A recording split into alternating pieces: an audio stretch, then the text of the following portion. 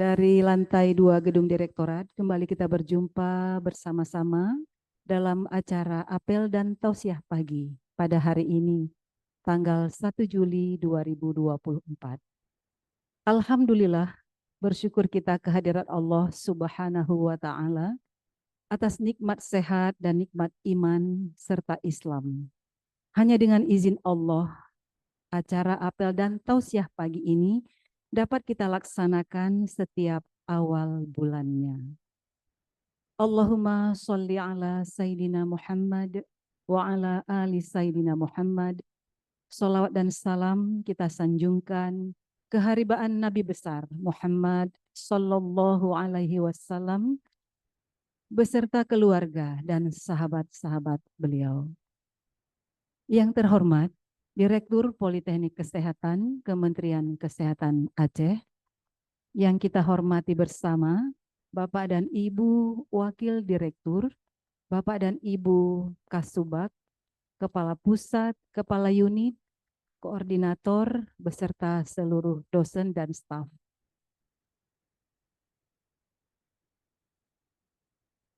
Kita banggakan bersama para ketua jurusan, ketua program studi, beserta seluruh jajarannya. Para mahasiswa dan alumni yang kita banggakan bersama.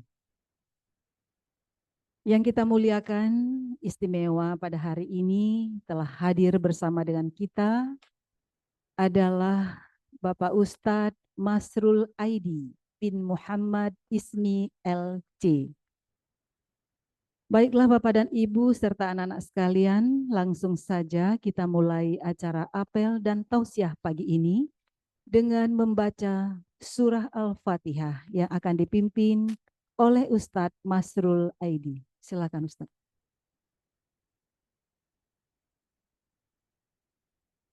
Bismillahirrahmanirrahim. Assalamualaikum warahmatullahi wabarakatuh. Hadirin dan hadirat sekalian yang dimuliakan Allah.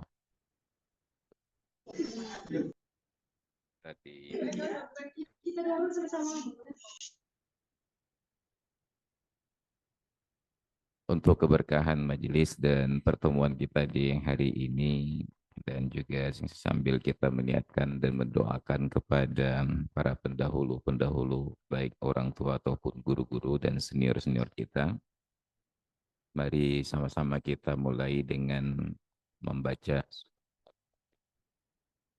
mudah-mudahan mereka yang sudah berpulang ke rahmatullah diampuni dosanya, mereka yang sudah lebih dahulu menempati posisi-posisi kita diberikan keberkahan oleh Allah dalam usianya, dan kita yang sedang berkarya dan bekerja sekarang ini diberikan kemudahan oleh Allah di masa yang akan datang.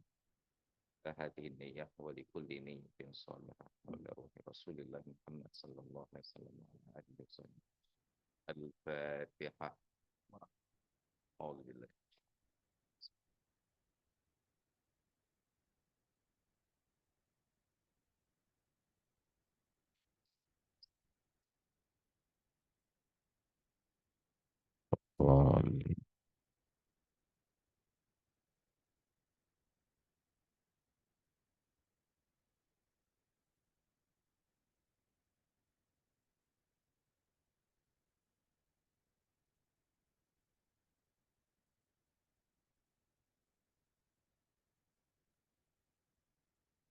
Terima kasih Ustadz telah memimpin doa surah Al-Fatihah pada pagi hari yang berbahagia ini.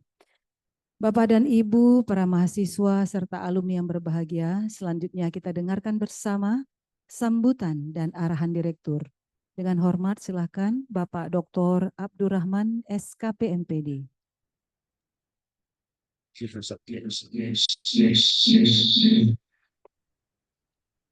Assalamualaikum warahmatullahi wabarakatuh.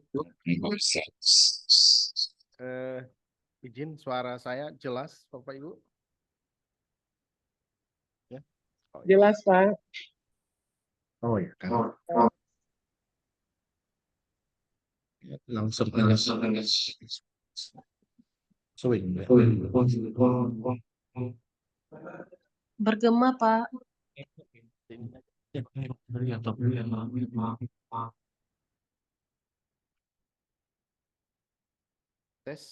1 2, jelas Bapak Ibu? Jelas. Oke, baik. Jelas. Bismillah, Alhamdulillah, wassalatu wassalamu ala Rasulillah wa ala alihi wa sahbihi wa mawala. Amma ba'du. Puji syukur sama-sama kita panjatkan kehadirat Allah Subhanahu wa taala yang dengan izinnya alhamdulillah pada pagi hari ini kita kembali bisa bertemu dalam ruang Zoom ini dalam rangka kita melaksanakan apel tausiah kita secara rutin setiap bulannya secara daring, dan alhamdulillah hari ini tausiah kita akan diisi oleh ustadz kita yang tidak asing lagi di tempat kita dan juga di Aceh, ya, Bapak Ustadz Mastur Aidi. Terima kasih Pak Ustadz sudah bisa membersamai kita. Kemudian salawat dan salam kita sanjungkan ke haribaan Nabi besar Muhammad Sallallahu Alaihi Wasallam yang telah membawa kita ke alam yang berilmu pengetahuan.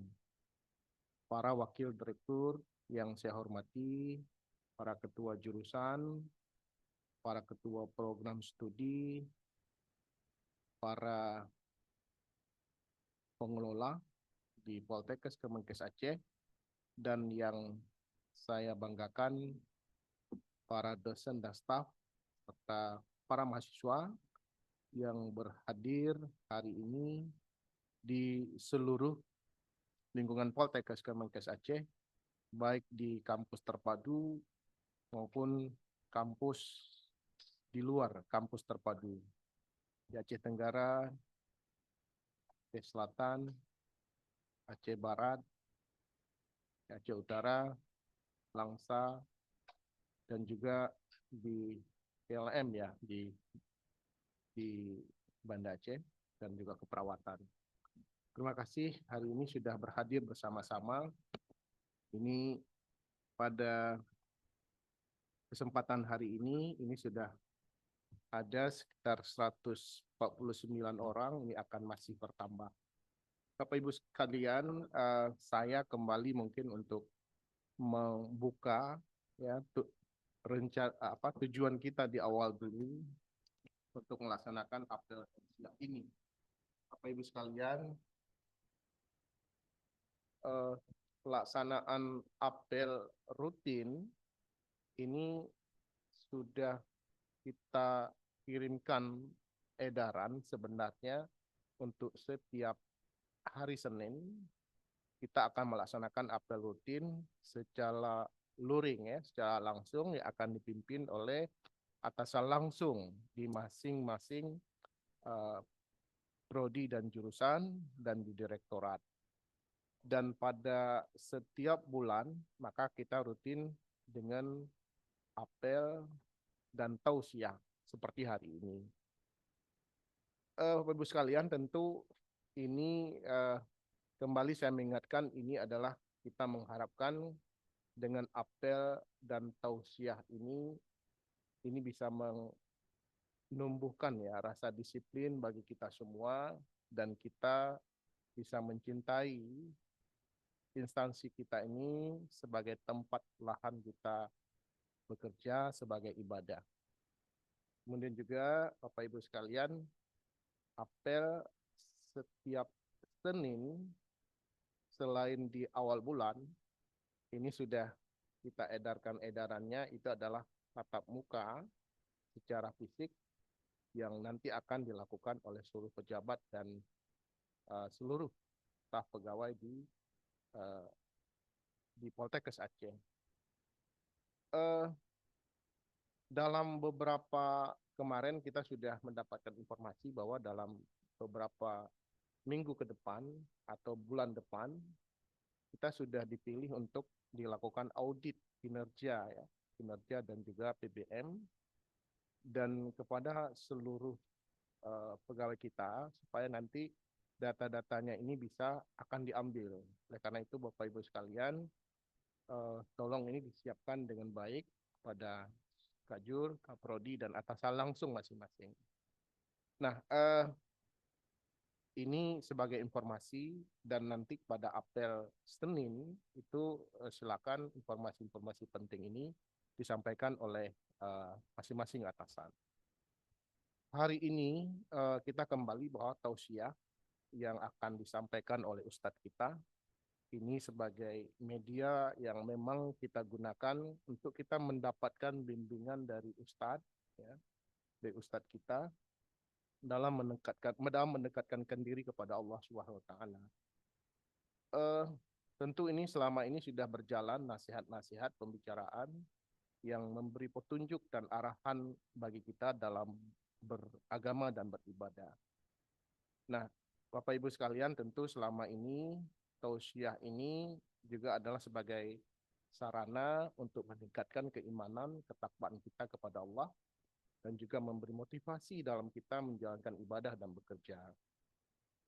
Bapak Ibu sekalian, hari ini kita akan mengambil nanti beberapa poin penting yang akan disampaikan oleh Ustadz. Tentu ini sangat bermanfaat bagi kita. Saya berharap bahwa semua kita bisa ikut dengan sepenuhnya. Apalagi ini adalah tidak akan mengganggu aktivitas karena secara daring. Bagi yang tidak dalam kegiatan penting, silakan di-on-kan kameranya supaya mungkin kita semuanya menjadi semangat, ya.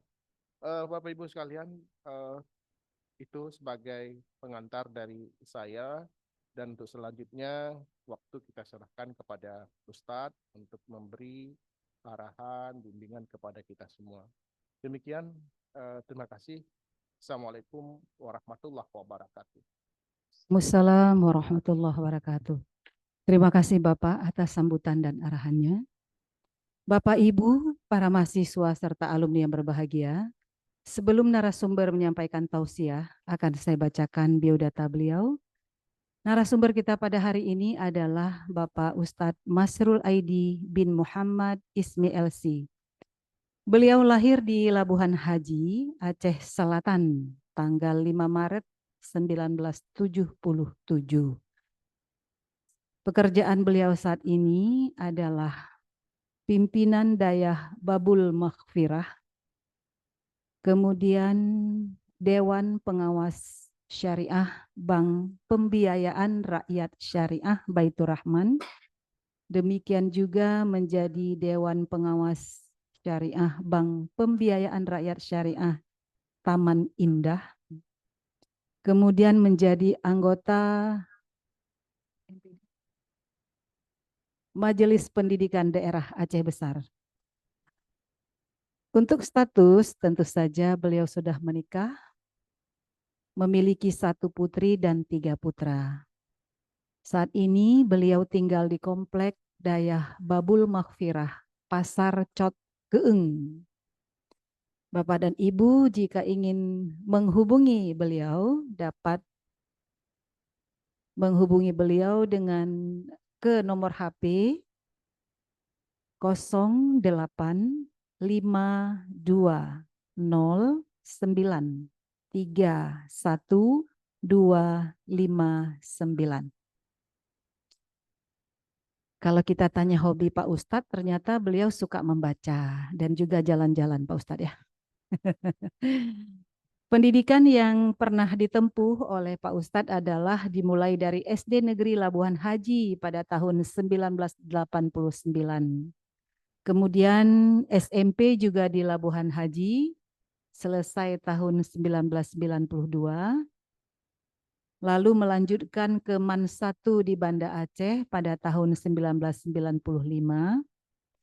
Beliau juga mondok di Pondok Pesantren Darussalam Labuhan Haji, juga di Ponpes Nurul Kasyaf Bekasi pada tahun 1992.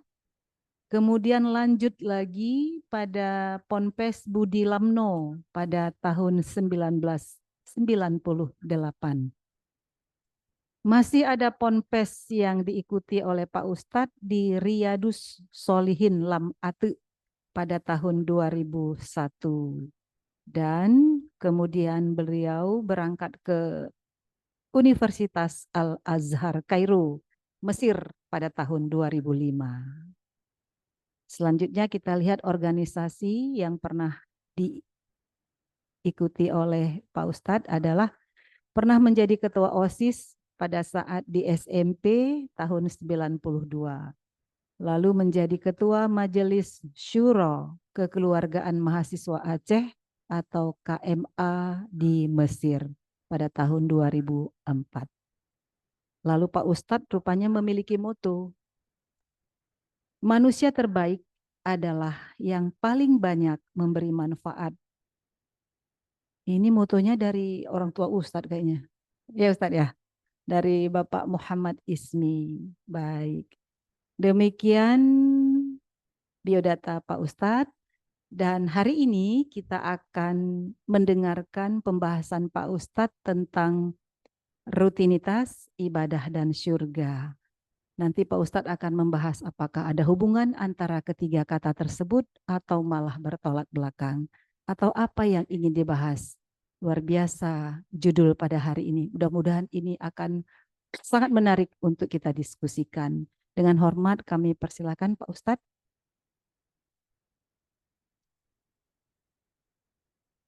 Bismillahirrahmanirrahim. Assalamualaikum warahmatullahi wabarakatuh. Waalaikumsalam warahmatullahi warahmatullahi wabarakatuh. Alhamdulillahilladzi habbaba ilaina al-iman wa zayyanahu fi qulubina wa karraha ilaina al-kufra wal fusuqa wal asyana wa ja'alana minar rasyidin. Allahumma salli wa sallim ala nabiyyina wa habibina wa syafi'ina wa maulana Muhammadin asyrafil anbiya'i wal mursalin المبعوث رحمة للعالمين وعلى آله وصحبه والتابعين له بإحسان إلى يوم الدين. وقال الله تعالى في القرآن العظيم وقل اعملوا فسيرى الله عملكم ورسوله والمؤمنون والقائل في آية أخرى يا أيها الذين آمنوا ادخلوا في السلم كافة ولا تتبعوا خطوات الشيطان إنه لكم عدو مبين. صدق الله العظيم وبلغ رسوله النبي الحبيب الكريم ونحن على ذلك من الشاهدين والشاكرين والحمد لله رب العالمين وبعد. Alhamdulillah, syukur kita ucapkan kehadirat Allah Subhanahu wa Ta'ala, si memberikan kesempatan, peluangan waktu dan kesehatan badan, kita dapat bersilaturahmi melalui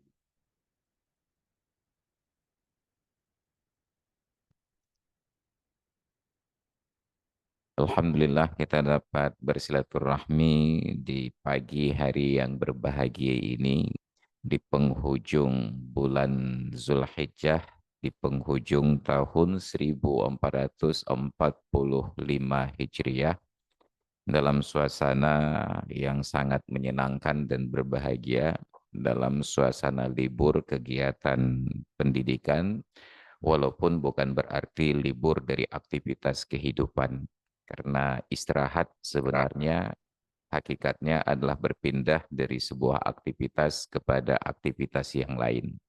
Istirahat yang sebenar-benarnya istirahat adalah bila kita persiapkan nanti setelah mati dalam keadaan tidur panjang sampai dibangkitkan kembali oleh Allah Subhanahu wa Ta'ala. Salawat teriring salam kita hadiahkan kepada junjungan alam Nabi kita Muhammad sallallahu alaihi wasallam, kepada keluarga dan sahabat-sahabat beliau sekalian, yang dari mereka inilah kita belajar keteladanan untuk hidup, yang selama ini kita gamang dan galau dalam menentukan nilai sukses, selalu dipengaruhi oleh pemikiran orang-orang di sekitar kita, Yang semakin ke ujung, standar kita tentang sukses itu semakin buruk. Ada yang menyatakan standar sukses itu ketika pangkatnya sudah semakin tinggi. Ada yang memahami sukses itu ketika hartanya sudah semakin banyak. Ada yang memahami sukses itu saat ketenarannya itu semakin luas. Sedangkan Nabi mengajarkan kepada kita standar sukses itu adalah saat kita pulang ke rumah untuk ukuran dunia ini, disambut oleh keluarga, oleh istri dan anak-anak dengan sukacita. Makanya beliau mempunyai sebuah prinsip kehidupan dunia, bukan seberapa banyak uang yang dihasilkan, bukan seberapa tinggi jabatan yang dapat diraih, ataupun seberapa populer kita di dalam pergaulan, tetapi seberapa bahagia saat kita kembali dalam keluarga. Maka prinsipnya itu disebut dalam bahasa Arab, baiti jannati. Rumahku adalah surgaku. Home sweet home. Maka kita dianggap orang gagal. Setinggi apapun pangkat, sebanyak apapun kekayaan, seluas apapun pergaulan, bila pulang ke rumah kita tidak merasa disambut. Kita akan menjadi orang yang sangat sukses, walaupun pekerjaan mungkin dipandang orang sangat hina, hanya sebagai cleaning, hanya sebagai petugas kebersihan di jalan raya, tetapi pulang ke rumah disambut seperti pahlawan yang menang perang. Maka Nabi yang ajarkan kepada kita standar sukses tersebut. Kekayaan apa yang tidak mampu beliau peroleh dalam jabatannya sebagai Rasul dan kekasih Allah. Bahkan para ahli sejarah meriwayatkan, وَرَوَدَتْهُ الْجِبَالُ أَنْ تَكُونَ لَهُ ذَهَبًا فَأَبَى. Pernah gunung dan bukit merayu Nabi agar gunung dan bukit itu menjadi emas dan semuanya itu menjadi milik Nabi. Tapi Nabi menolaknya. Nabi sangat punya potensi untuk menjadi raja di raja, king of the king. Tetapi kita tahu bahwa kehidupan beliau ketika para arkeolog menggali kembali sejarah di Mekah dan di Madinah, mereka dapati rumah yang dulunya ditempati oleh Muhammad dan istrinya Khadijah yang merupakan wanita konglomerat paling kaya di Mekah di masa itu, ternyata untuk ukuran zaman sekarang hanya memadai sekitar rumah yang sederhana saja. Ini kehidupan dan keteladanan Rasulullah yang sangat layak dan patut untuk kita angkat kembali agar sebagai umat Islam kita mempunyai panduan bahwa standar sukses pertama adalah kita disambut dalam keluarga dengan bahagia. Standar sukses yang kedua yang berlaku universal adalah ketika orang-orang yang kita layani merasa puas atas pelayanan yang kita berikan. Maka disebut dengan kata bahasa Inggris consumer satisfaction. Puas pihak yang kita layani. Maka tidak boleh mengukur kesuksesan seseorang hanya berdasarkan kekayaan, dan itu menjadi sebuah standar di hari ini. Ketika melihat saudagari yang kaya, itu saudagari yang sukses. Ketika menilai dokter yang kaya, dokter yang sukses. Bahkan sampai pada bidang pekerjaan kami yang untuk melayani umat, termasuklah Bapak dan Ibu sebagai dosen dan guru, dianggap dosen dan guru itu sukses apabila dosen dan guru ini sudah kaya. Kalaulah kekayaan menjadi standar, harusnya dari awal kita di Aceh ini buka lahan saja, kita tanam ganja, insya Allah kita akan jadi orang kaya. Tapi ternyata kekayaan bukanlah nilai sukses. Betapa sering dalam interaksi di kampung-kampung, kita datang berkunjung ke tempat kenduri, sanak dan kerabat, kita melihat ada orang yang sebenarnya secara materi tidak terlalu memadai, tetapi disambut dengan segala kehormatan, dan ada orang yang melimpah materinya, tetapi tidak ada penyambutan sama sekali. Itu menjadi sebuah barometer sederhana bagi kita, bahwa nilai sukses bukanlah pada harta dan kekayaan, tetapi seberapa besar kemanfaatan yang dapat kita berikan kepada orang-orang di sekitar kita. Dan itu tadi Bu yang saya masukkan di dalam motto hidup saya, khairukum anfa'ukum linnas. Orang yang paling baik di antara kalian adalah yang paling banyak memberikan manfaat kepada orang-orang yang ada di sekitarnya. Maka salawat dan salam kita aturkan kepada junjungan alam Nabi kita Muhammad sallallahu alaihi wasallam, kepada keluarga dan sahabat-sahabat beliau sekalian.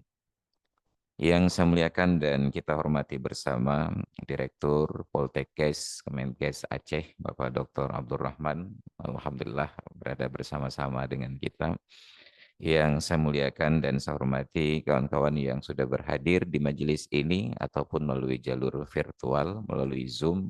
Dan saya merasa sangat terhormat diundang berulang-ulang ke Poltekkes Kemenkes Aceh sejak dari dulu masih dipimpin oleh Bapak Iskandar Faisal sampai sekarang berganti kepada Bapak Abdurrahman, bahkan dalam proses transisi pergantian pun saya diundang hadir, Pak. Maka saya merasa sangat terlibat secara emosional dengan lembaga pendidikan ini. Lebih lagi ketika beberapa waktu yang lalu terjadi musibah di tempat kami, juga lembaga ini hadir bersama dengan unsur pimpinan dan membawa donasi. Yang paling penting adalah kehadiran tersebut. Karena dalam keadaan kita sedang bersedih, dalam keadaan duka cita, maka sungguh kehadiran orang inilah yang menjadi petunjuk bahwa itulah kawan-kawan setia. Makanya ada pepatah orang Arab menyatakan, "Fala ta'dudil maula syarikuka fil ghina, walakinnamal maula syarikuka fil adami." Jangan engkau sangka yang sebenarnya kawan yang datang ketika engkau dalam keadaan suka. Tetapi yang sebenarnya kawan adalah mereka yang datang ketika engkau sedang berduka. Maka saat kita sedih, itu kehadiran sebentar saja, itu sudah memberikan motivasi yang luar biasa. Bahwa kita mempunyai kawan, kita mempunyai sandaran. Dan itu juga menjadi bahagian dari ibadah di dalam agama. Makanya Rasulullah memberikan motivasi, "Man aza musaban falahu mislu ajri sahibihi." Barang siapa yang bertakziah kepada seorang yang sedang ditimpa musibah. Apakah musibah kehilangan keluarga, kehilangan nyawa, kehilangan harta, atau kehilangan kesempatan. Maka dia akan mendapatkan pahala seperti pahala orang yang ditimpa musibah ini. Maka saya merasa sangat beruntung dan bersuka cita berkenalan dengan orang-orang yang baik di lingkungan tempat pendidikan yang baik di Poltekkes Kemenkes Aceh ini. Semoga kita semuanya diberikan kesehatan badan, panjang umur, keberkahan pada rizki, dan Allah berikan kesempatan untuk melangkah ke tanah suci dan berakhir dalam husnul khotimah. Amin ya rabbal alamin. Hadirin dan hadirat sekalian yang dimuliakan Allah. Tema kita pada hari ini adalah rutinitas, aktivitas, ibadah, dan surga. Sesuatu yang tidak terlepas dari keseharian kita. Dan dalam berbagai kesempatan, pengajian, tausiah, khutbah, saya sering mengulang-ulang kalimat-kalimat yang akan kita dengarkan nantinya. Karena selama ini persepsi kita tentang ibadah itu hanya sebatas masjid, musola, surau, menasah, tilawah Al-Quran, sedekah, salat, umrah, haji, puasa. Kita beranggapan bahwa kita datang ke tempat bekerja, ke kantor bagi para pegawai, ke pasar untuk para pedagang, ke sawah untuk para petani, ke laut untuk para nelayan, seolah-olah pekerjaan itu bukanlah ibadah. Maka untuk menepis pemahaman-pemahaman keliru tersebut, Nabi kita Muhammad sallallahu alaihi wasallam menyampaikan dalam sebuah riwayat hadis, sebuah ilustrasi yang sangat indah tentang pekerjaan yang kita lakoni untuk menghasilkan nafkah yang halal. Apa kata beliau? Ma akala ahadun ta'aman afdala min ayyakula min amali yadihi wa inna nabiyallahi Dawud alaihi salam la yakulu kana yakulu min amali yadihi. Tidaklah ada seseorang yang menikmati hidangan makanan lebih baik daripada makanan yang ia dapatkan dari hasil usahanya sendiri.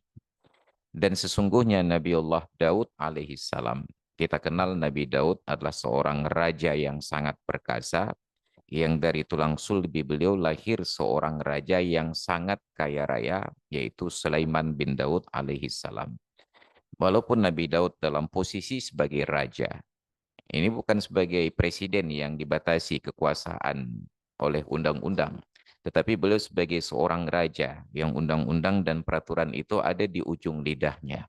Yang kekayaan negara digunakan oleh beliau tidak akan diaudit oleh Còn hai lên vào tí nhau đi gậy lên nào. Mana hoka ron hai mahali ko. Eh, yang kekayaan beliau dipergunakan tidak akan diaudit oleh BPK dan tidak akan diperiksa oleh KPK. Tapi apa yang terjadi? Kana ya'kulu min amali yadihi, beliau ini makan dari hasil usaha beliau sendiri, dari keterampilan tangan beliau sendiri. Konon Nabi Daud ini punya keterampilan untuk membuat baju besi. Beliau diberikan kemampuan oleh Allah Ta'ala untuk melunakkan besi. Wali Dawuda alanna lahul hadida. Untuk Daud kami lunakkan besi. Beliau bisa buat senjata, beliau bisa buat baju besi. Maka walaupun profesi beliau seorang raja, kedudukan beliau sebagai seorang raja, beliau punya laboratorium pribadi untuk membuat baju besi dan beliau jual untuk pasukannya. Ini bukan seorang raja yang menjual properti negara, tetapi seorang warga yang menjual keterampilan dan jasa untuk membuat baju besi yang tidak mampu dilakukan oleh orang lain. Maka di zaman yang sama hidup seorang alim yang sangat bijak, yang kita kenal dalam sejarah dengan nama Luqman Al-Hakim. Beliau hidup di zaman Nabi Daud. Jadi karena Nabi Daud sangat menghargai ilmu dan orang-orang alim, maka beliau bebaskan istana itu dimasuki oleh orang-orang yang berilmu tanpa pemeriksaan sama sekali. Nggak ada metal detektornya. Jadi suatu hari, Luqman Al-Hakim ini ketika sedang jalan-jalan keliling istana Nabi Daud, beliau dapati sebuah ruangan. Mungkin kalau ukuran bahasa kita sekarang tertulis di pintunya itu staff only. Hanya karyawan saja. Beliau penasaran. Beliau buka pintu dan beliau melihat Nabi Daud di dalamnya sedang melakukan sebuah aktivitas yang tidak mampu beliau cerna, yang tidak mampu beliau pahami. Sedang bermain-main dengan besi. Tapi karena beliau seorang yang sangat hakim, yang sangat bijak, ditulis dalam catatan sejarah tersebut, wa mana'athu hikmatuhu an tas'ala. Hikmah beliau yang sangat tinggi mengerem, menahan beliau untuk tidak terburu-buru bertanya. Beliau hanya melihat saja, kemudian beliau keluar. Tidak berselang lama, dalam sebuah riwayat, Nabi Daud segera keluar. Dalam riwayat yang lain, beberapa hari berselang, Nabi Daud bertemu kembali dengan Luqman. Nabi Daud menjelaskan, mohon maaf wahai Tuan Luqman, di hari Anda datang bertemu saya beberapa waktu yang lalu, saya sedang sibuk menjahit baju besi. Beliau tidak perlu bertanya. Luqman tidak perlu mengajukan pertanyaan kembali karena beliau mendapatkan jawaban tanpa ada pertanyaan. Ini salah satu dari bentuk ketinggian hikmah.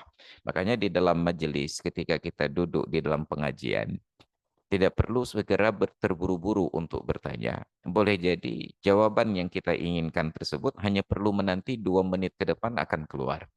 Ya, misalnya saya bercerita, beberapa hari yang lalu saya berangkat ke sebuah tempat, saya bertemu dengan seorang kawan. Orang yang tidak punya kajian ilmu hikmah, dia akan terburu untuk bertanya, siapa nama kawan Pak Ustadz itu? Padahal saya akan menyebutkan namanya beberapa menit lagi. Saya bertemu dengan seorang kawan. Kawan ini saya bertemu sejak dari SD dulu, namanya. Rupanya dia akan dapati jawaban tanpa harus bertanya. Tetapi ketika pertanyaan itu tidak kita dapati jawaban di dalam uraian, barulah perlu kita ajukan pertanyaan supaya tumbuh diskusi di dalam kegiatan pendidikan. Maka jelaskan bahwa itu adalah baju besi. Saya sedang menjahit baju besi. Ini pekerjaan Nabi Daud. Beliau seorang raja, tapi beliau sempat-sempatkan diri untuk melakukan keterampilan yang beliau mampu untuk mendapatkan rezeki, dan dari hasil menjual baju besi tersebut, lalu beliau nafkahi keluarganya, istrinya, dan anak-anaknya. Padahal, apa salahnya dalam kapasitas seorang raja, beliau ambil harta kekayaan negara tersebut untuk membiayai kehidupan istri dan anak-anaknya seperti yang dilakukan oleh para raja di zaman sekarang. Atau bahkan raja di masa lalu. Tapi Nabi Daud alaihissalam tetap mengutamakan supaya mendapatkan rezeki yang halal dari nafkah yang beliau usahakan sendiri. Ini motivasi awal kita. Yang kedua, kehidupan ini adalah pengulangan dari rutinitas, dan sebuah rutinitas semakin diulang itu biasanya akan menaikkan kualitas. Orang yang tidak terbiasa berjalan, dia berjalan, maka jalannya itu akan semakin lancar. Maka ada dalam ungkapan orang tua kita dulu, wise word, sebuah kata pepatah, lancar kaji karena diulang, lancar jalan karena ditempuh. Semakin sering kita berjalan akan semakin lancar. Maka orang yang menekuni sebuah profesi, dia akan semakin ahli di bidangnya, walaupun belum tentu mendapatkan gelar keahlian di bidang tersebut. Syukur-syukur di masa lalu mendapatkan gelar honoris causa. Honoris causa itu di masa lalu benar-benar sebuah penghargaan honor disebabkan ada causa ya. Kausalitas itu kan dalam bahasa Latin ya. Caus, ada sebab. Sebab karena sangat terampil di bidangnya, diberikan gelar honoris causa. Tapi sekarang ternyata gelar honoris causa bukan karena keterampilan. Didapatkan hanya karena dia punya potensi, punya uang untuk membeli. Maka dalam bahasa Aceh, ketika ada orang diberikan gelar kehormatan, doktor dalam kurung dibuat tulisan HC, oleh orang-orang Aceh diplesetkan menjadi Dr. Hana Cerong. Ya. Honoris causa juga, Dr. Hana Cerong. Memang doktor di depannya, tapi ditulis dalam tanda kurung HC, Hana Cerong. Enggak pandai. Nah, dulu diberikan honoris causa. Dan kita tahu bahwa di masa lalu ilmuwan-ilmuwan itu enggak ada gelar akademik. Aristoteles, Plato, Archimedes, sahabat-sahabat Nabi itu orang-orang alim. Para ulama-ulama yang menulis kitab itu orang-orang alim. Tetapi mereka tidak punya gelar akademik. Tapi mereka mendalami keilmuannya. Sampai pada profesi yang mungkin masih familiar sampai sekarang, dukun patah, dukun urut, mereka tidak mendapatkan gelar ortopedi. Nah, tapi bahkan dokter ortopedi yang patah sekalipun datang ke dukun ini untuk diurut secara tradisional. Kenapa? Karena kiprahnya itu sudah berulang-ulang, sudah mendatangkan bukti, menjadi pembicaraan, sum'ah, didengarkan oleh orang-orang. Kalau ada yang patah, ada yang terkilir, ada yang keselio, datang ke Bapak Fulan. Itu insya Allah bisa kembali sembuh, menjadi normal kembali. Dan ini karena pekerjaan yang berulang-ulang, yang ditekuni, yang dilakoni. Makanya di dalam kajian ilmu, Nabi Sallallahu Alaihi Wasallam menyatakan, Man amila bima alima yarzuquhullahu ilma ma lam ya'lam. Barang siapa yang mengamalkan ilmu yang sudah ia pelajari, Allah akan berikan rizki kepadanya dari ilmu-ilmu yang belum ia pelajari. Maka setinggi apapun ilmu, bila tidak pernah kita amalkan, apakah mengamalkan dalam bentuk praktik keilmuan, ataupun mengamalkan itu dengan menceritakan kembali, mengajarkan kembali ilmu tersebut, maka tidak akan berkembang dan tidak akan berkah. Tapi saat kita ajarkan, maka dari sumber pengajaran tersebut kita akan mendapatkan ilmu-ilmu yang baru. Analogi sederhananya, orang yang belajar ilmu memasak, dia hafal ribuan resep dengan buku yang tebal, dia hafal semua. Tapi tidak pernah memasak, dia tetap tidak akan menghasilkan masakan yang enak untuk dinikmati. Tetapi orang yang hanya punya keterampilan satu resep untuk memasak, dia praktekkan. Mungkin di awal-awal prakteknya ada kekeliruan. Dari dasar kuah lemak itu harus pakai santan, ternyata dia pakai belimbing. Akhirnya menghasilkan ilmu baru namanya kuah masam keeng. Ya. Ilmu yang diamalkan akan menghasilkan ilmu yang baru. Tapi ilmu yang tidak pernah diamalkan, jangankan yang baru, bahkan yang ada akan dicabut keberkahan. Maka tentu saja pengulangan ini menjadi sebuah rutinitas. Kita datang ke kantor.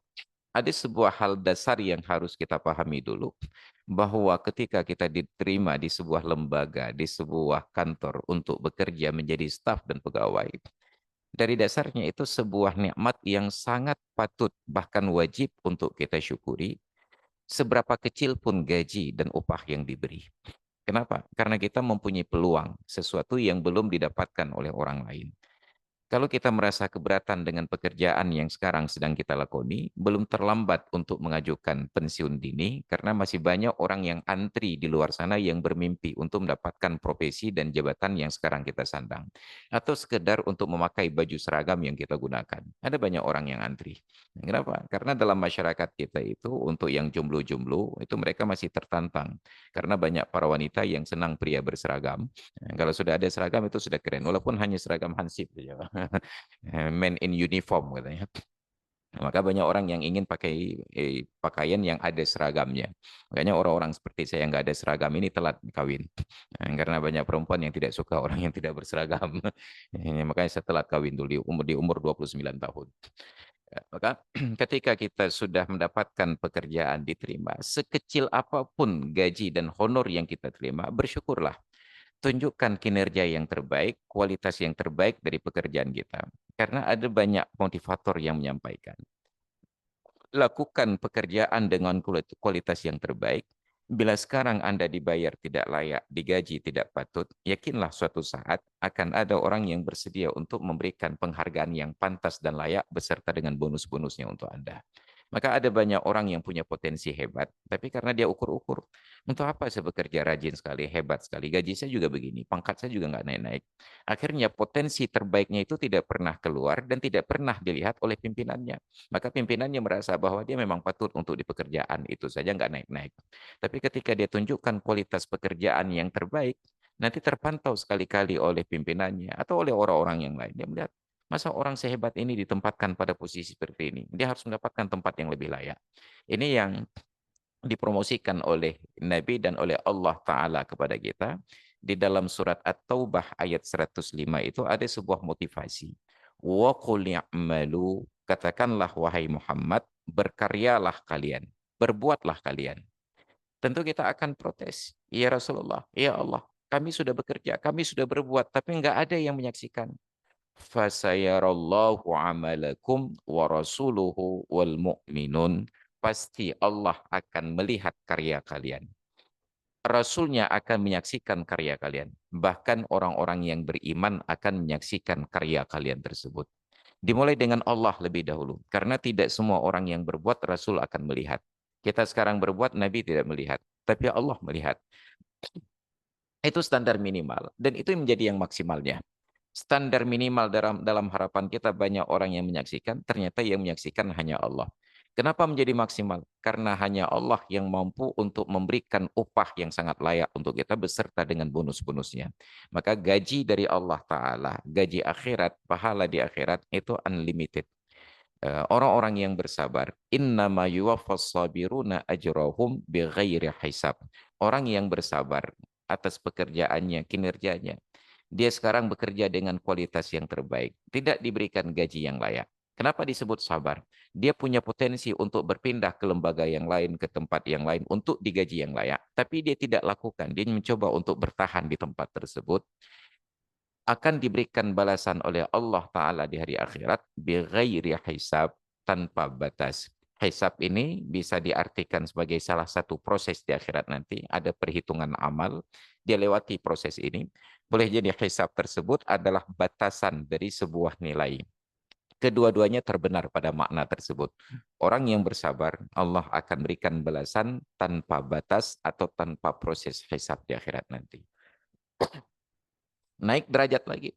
Boleh jadi pekerjaan kita tersebut bukan hanya Allah yang menyaksikan, tetapi dipersaksikan oleh Rasulnya. Allah melihat, Rasulnya melihat.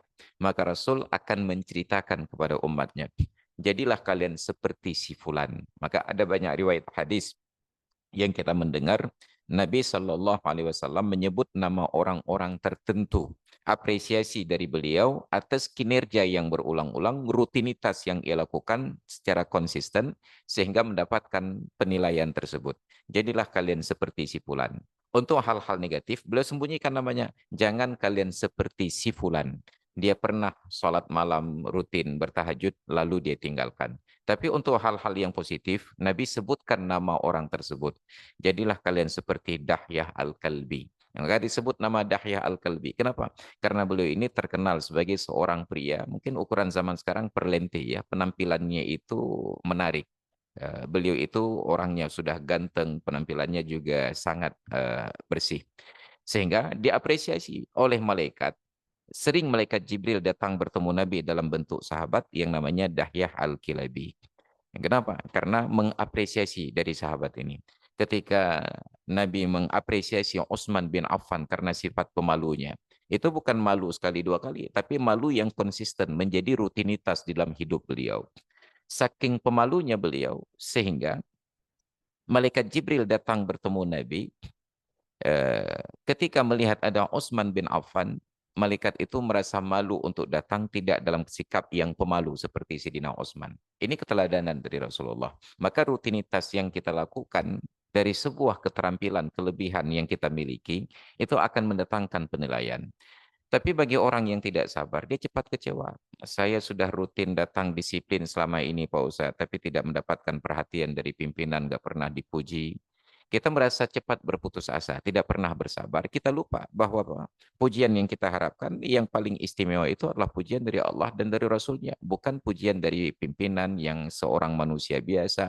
Beliau mempunyai keterbatasan. Boleh jadi beliau ada keinginan untuk memuji, tapi kesempatan tersebut tidak beliau dapatkan. Saat bertemu ingin mengapresiasi, tiba-tiba sudah dapat telepon. Ketika bertemu di kesempatan yang lain ingin mengapresiasi, tiba-tiba datang tamu. Sehingga apresiasi yang kita harapkan keluar dari mulut pimpinan tersebut tidak pernah terdengar. Tapi jangan lupa bahwa apresiasi itu tetap akan datang dari Allah, dari Rasulnya, dan dari orang-orang yang beriman. Maka betapa selama ini kalau kita melek membuka mata dan hati, kita dapati dalam realitas kehidupan, ada orang-orang yang bekerja setelah tupoksinya selesai, dia masih menambah hal-hal yang lain yang dia punya kemampuan dan kewenangan di bidang tersebut. Dulu ada seorang polisi lalu lintas yang beliau ini terbiasa menyeberangkan anak-anak sekolah. Padahal jam kantor beliau sudah selesai. Tugas beliau hanya mengatur lalu lintas. Tapi dengan sepenuh hati beliau seberangkan anak-anak sekolah. Akhirnya apa yang terjadi? Beliau tidak pernah membayangkan sama sekali. Tiba-tiba wali-wali murid ini yang merasa sangat bersyukur karena perjalanan anak-anak mereka selamat menyeberang jalan. Mereka bersepakat untuk gotong royong patungan memberangkatkan umrah beliau. Sesuatu yang beliau tidak pernah diabsen. Apakah hari ini saya datang untuk mengantarkan anak ke sekolah, menyeberangkan anak ke sekolah, tapi mendapatkan perhatian. Di sebuah sekolah di Jakarta, ada seorang tukang parkir. Yang beliau hanya tukang parkir, tetapi menikmati profesinya sebagai juru parkir.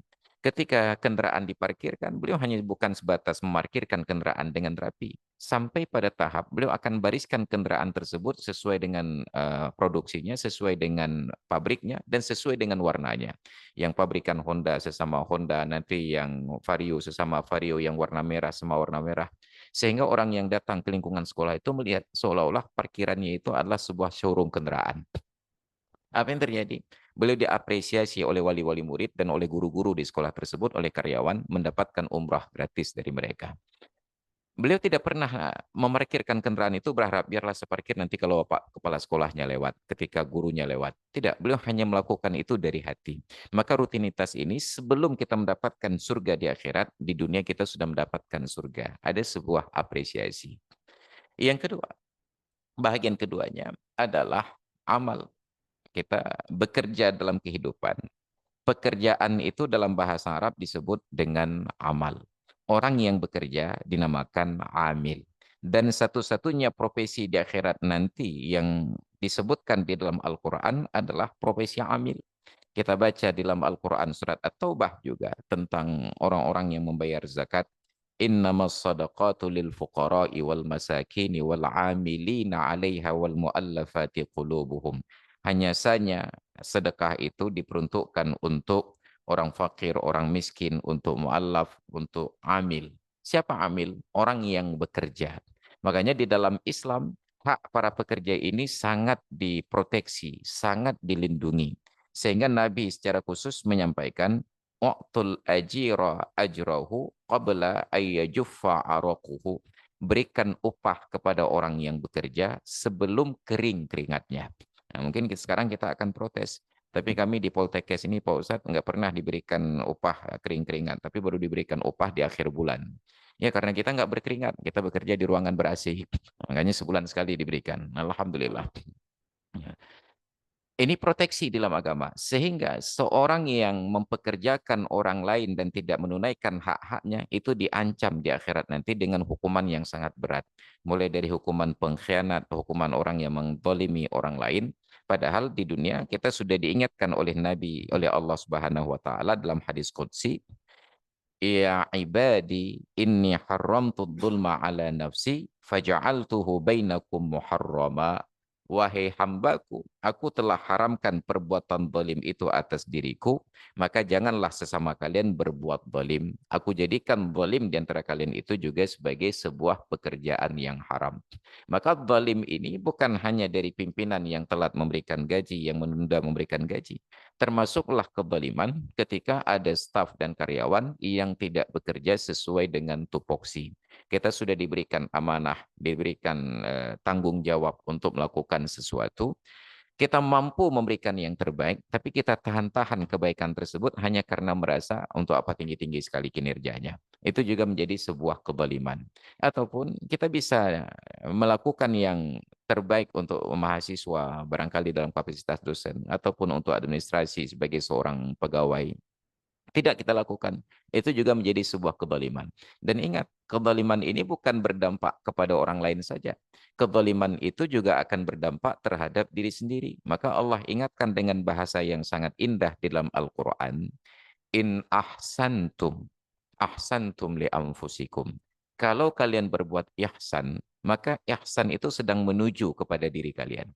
Apa makna ihsan? Di dalam tingkatan pekerjaan dalam Islam itu ada 3. Mulai dari yang pertama iman, yang kedua Islam, yang ketiga ihsan. Ihsan itu melakukan sesuatu di luar dari tupoksi setelah tupoksi itu selesai. Kalau kita dituntut hadir ke kantor jam 8 itu kita hadir. Kita diberikan batas waktu untuk pulang sampai jam 5 kita baru pulang. Tetapi dari jam 8 sampai jam 5 tersebut kita benar-benar melakukan yang terbaik, kinerja yang mampu kita berikan. Bukan hanya sebatas absen jam 8 lalu nongkrong di warung kopi kemudian kembali lagi. Ini sebuah anomali. Maka kita sedang melakukan kezaliman. Dan kezaliman itu bukan hanya mendolimi lembaga tempat kita bekerja, tetapi juga mendolimi kapasitas kita, sehingga tidak lagi mendapatkan kepercayaan dari pihak lain. Bahwa kita tidak dipecat hanya karena administrasi tentang kepegawaian. Seorang pimpinan tidak berhak untuk memecat dari kepegawaian.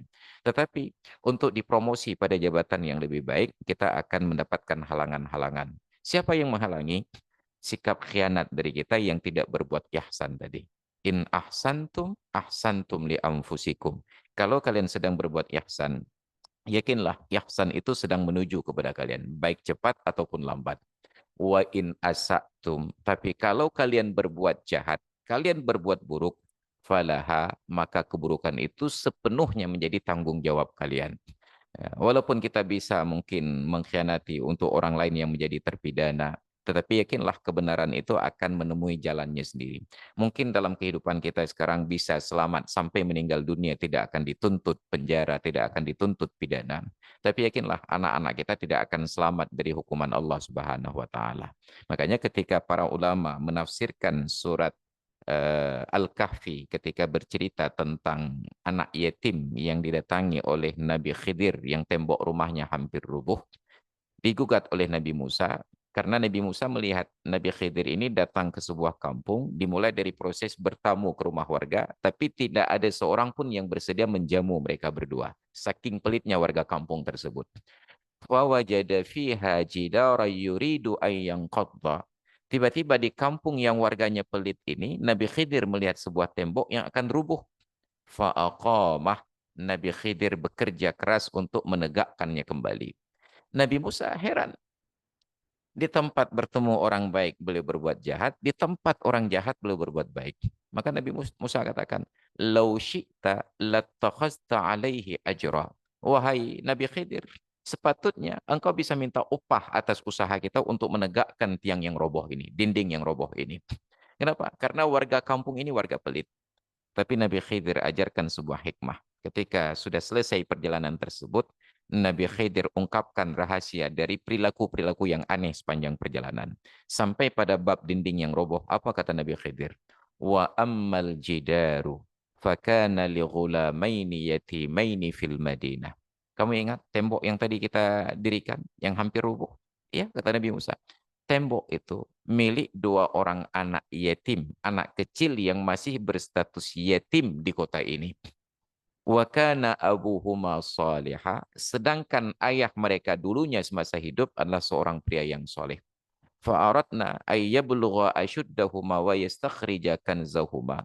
Di bawah tembok ini, oleh ayah yang soleh itu menyimpan harta warisan untuk 2 orang anak yatim yang oleh orang tuanya tidak mendapati seorang pun yang amanah yang dapat dititipkan harta. Beliau sembunyikan di bawah tembok ini.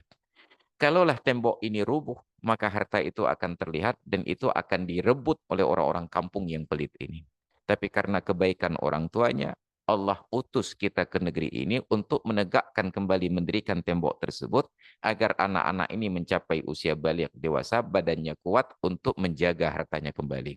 Maka kata para ulama tafsir, Wa min salihil aba yurisu ila salahil abna. Bahagian dari kesalehan orang tua itu akan mewariskan kebaikan-kebaikan untuk anak-anaknya.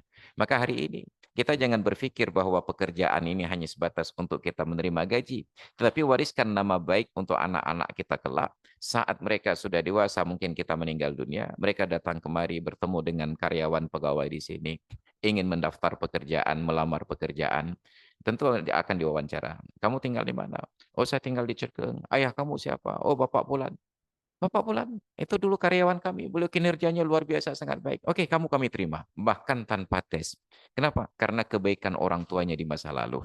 Tapi ketika hari ini kita melakukan pekerjaan yang tidak baik, mencemari nama baik lembaga tempat kita mendapatkan upah bekerja untuk menafkahi keluarga, tiba-tiba kita cemari. Apakah karena kinerja kita? Apakah karena ucapan-ucapan kita? Apakah karena pergaulan kita? Maka kita sedang mewariskan keburukan untuk generasi yang akan datang. Kita meninggal dunia, anak-anak kita beranjak dewasa, mereka mencari pekerjaan dalam hidup untuk mendapatkan penghasilan. Datanglah mereka ke tempat orang tuanya dulu pernah bekerja. Diwawancara. Kamu tinggal di mana? Oh, di Cekeng. Ayah kamu siapa? Si Fulan. Mungkin pegawai-pegawai di tempat tersebut tidak akan menyebutkan keburukan orang tuanya, tapi mereka merekam.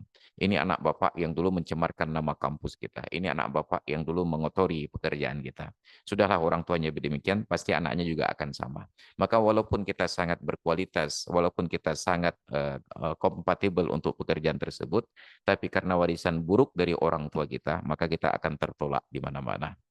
Maka hadirin sekalian yang dirahmati Allah, ibadah itu bukan hanya tentang bagaimana kita rukuk, sujud, bersedekah, kemudian berpuasa dan umrah, tapi termasuk bahagian dari ibadah tersebut adalah melakukan pekerjaan dengan kualitas yang terbaik.